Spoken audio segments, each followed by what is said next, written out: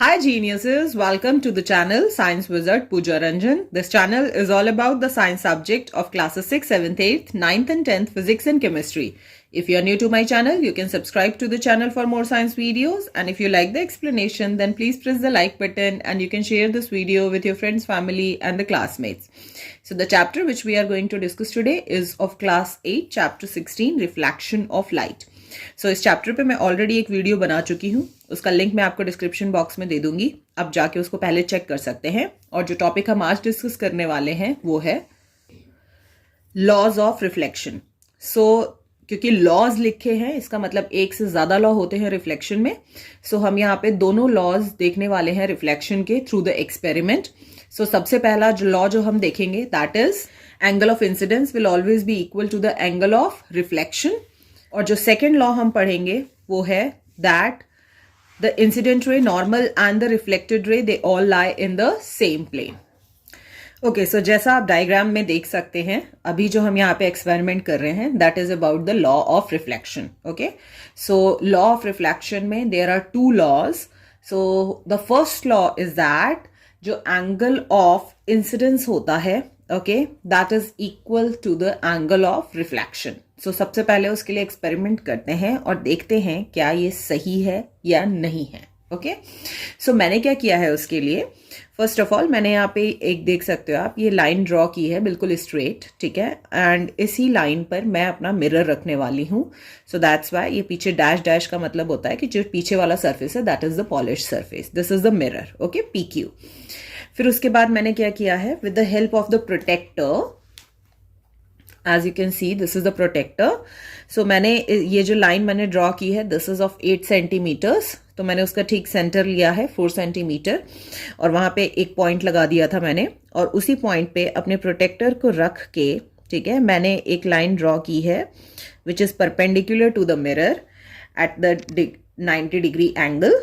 As you can see ये line मैंने यहाँ ड्रॉ की है जो कि इस मिरर के बिल्कुल परपेंडिकुलर है 90 डिग्री, और उसको हम कहेंगे अपना normal N. Okay, then what I have done is that मैंने यहाँ पे ये जो नॉर्मल है हमारा, ठीक है, टू द मिरर, यहाँ से 30 डिग्री का एंगल बनाते हुए, ठीक है, as you can see here 90 है ना, आप 30 डिग्री जाएंगे तो 10, 20 एंड 30 तो 120 पे आएगा, ठीक है। As you can see this is the point here, यहाँ पे 30 डिग्री का एंगल बनाते हुए एक इंसिडेंट रे है जो कि इस पे फॉल कर रही है on to the mirror. Okay, यहाँ से ही हम इंसिडेंट रे अपनी फॉल करवाएंगे मिरर पे और देखेंगे कि जो रिफ्लेक्टेड रे है वो किधर की तरफ जा रही है, और फिर रिफ्लेक्टेड रे ड्रॉ करके हम ये चेक करेंगे जो एंगल ऑफ रिफ्लेक्शन होता है, ओके, वो कितना होता है।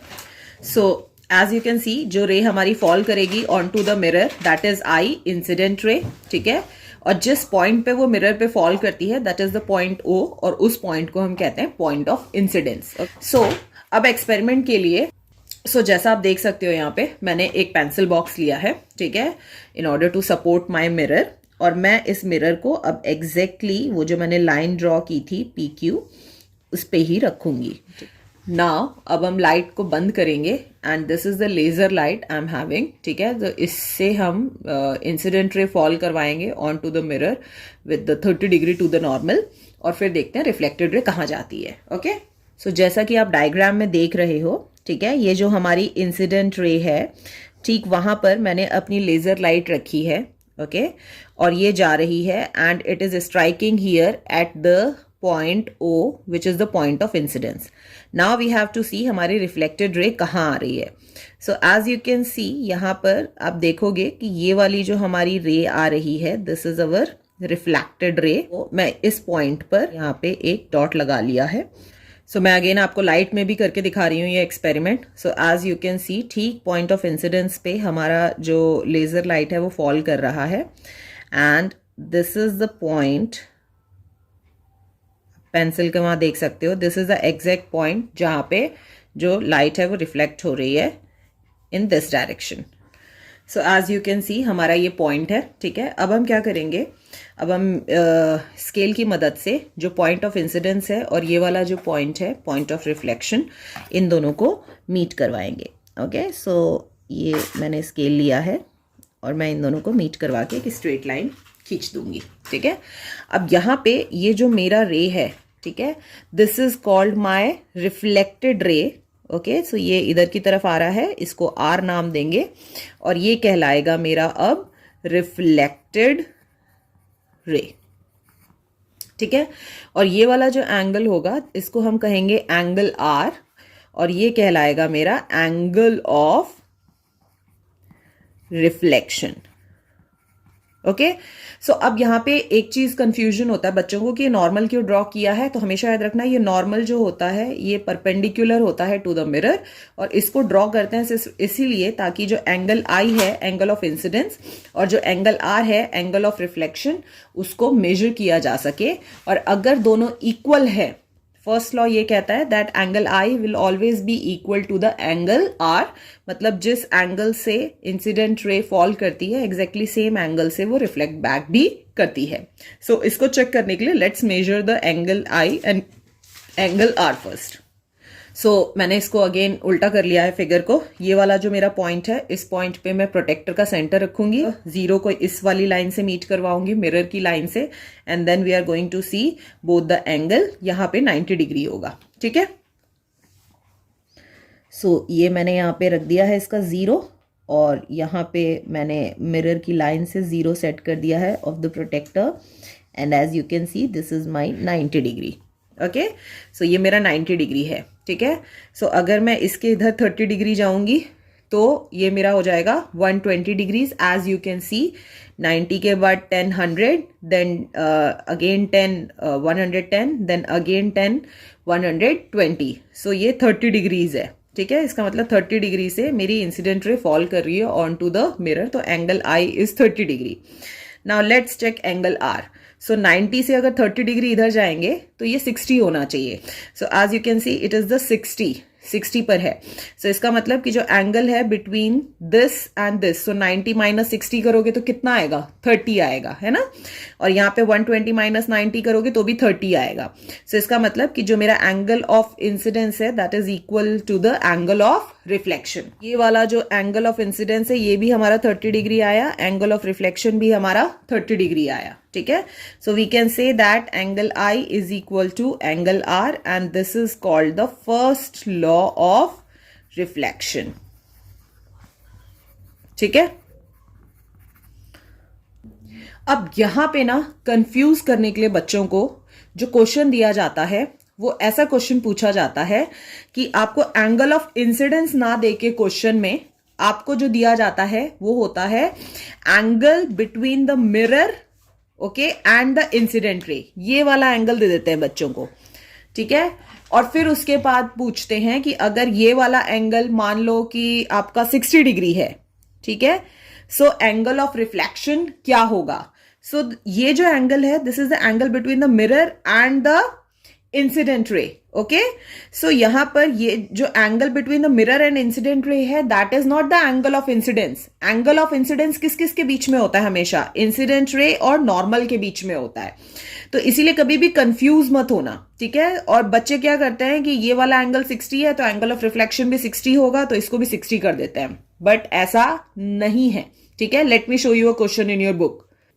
सो देखो आपके बुक में जो 4th क्वेश्चन दिया हुआ है वो ऐसे ही है, if the angle between the mirror and the incident रे।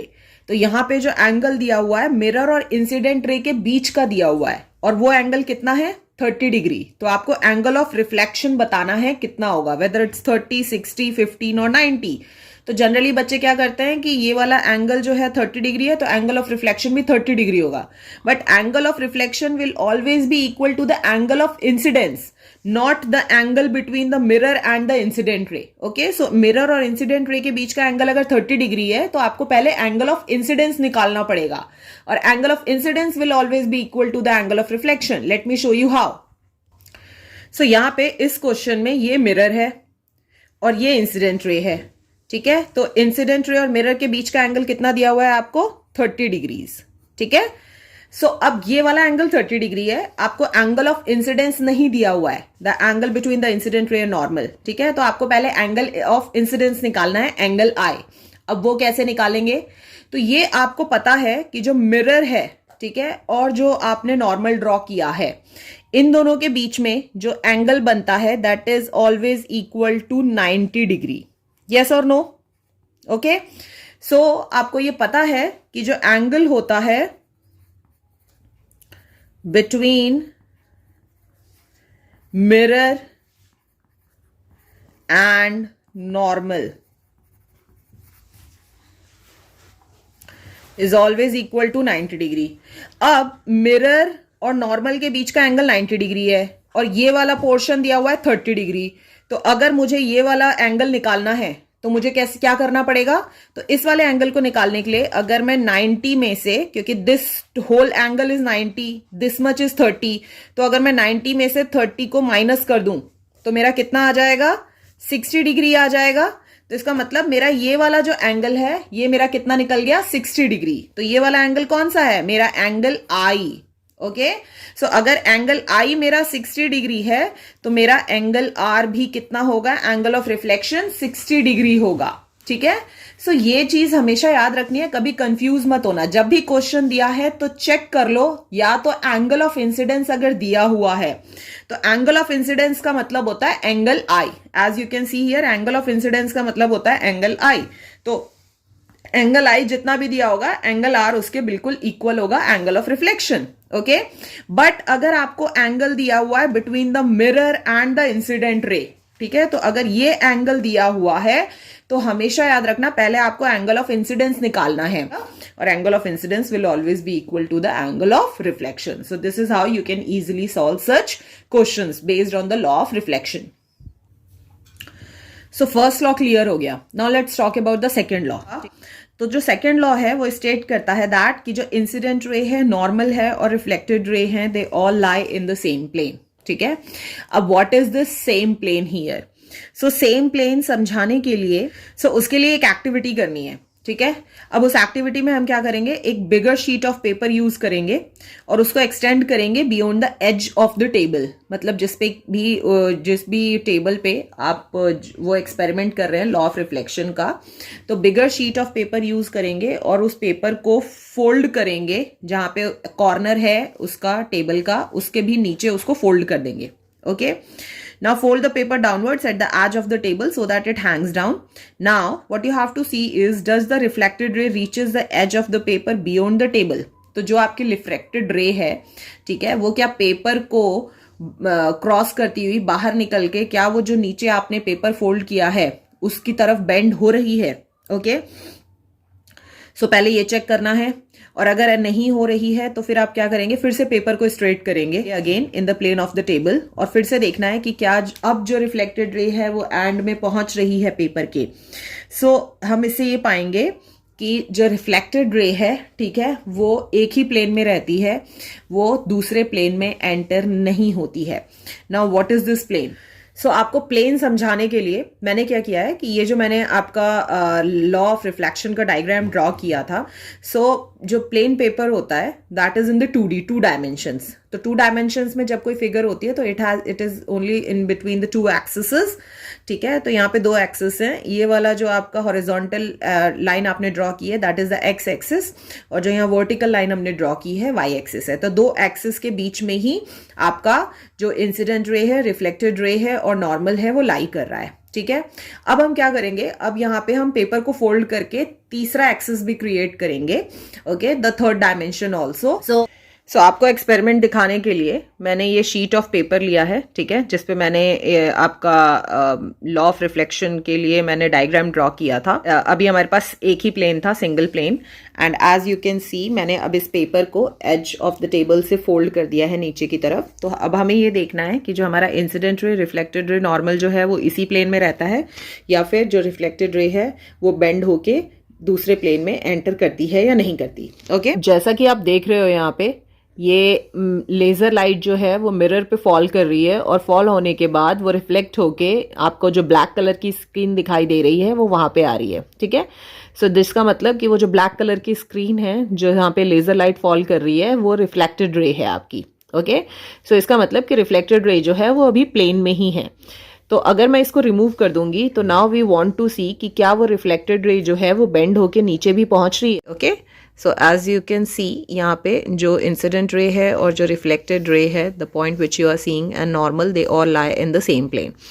अब हम क्या करेंगे, इसको पीछे लेते जाएंगे, ठीक है, और उसके बाद हम देखेंगे कि जो ये रिफ्लेक्टेड रे है ये उसके बाद भी हमें स्क्रीन पे दिखती है या नहीं, और फिर जब हम उसको बेंड करके नेक्स्ट एक्सिस में लेके जाएंगे इनटू अवर वाई एक्सिस, तो क्या वहाँ पे भी हमें ये दिख रही है into the another plane. So my son is going to help me in this, so please उसको पीछे करो।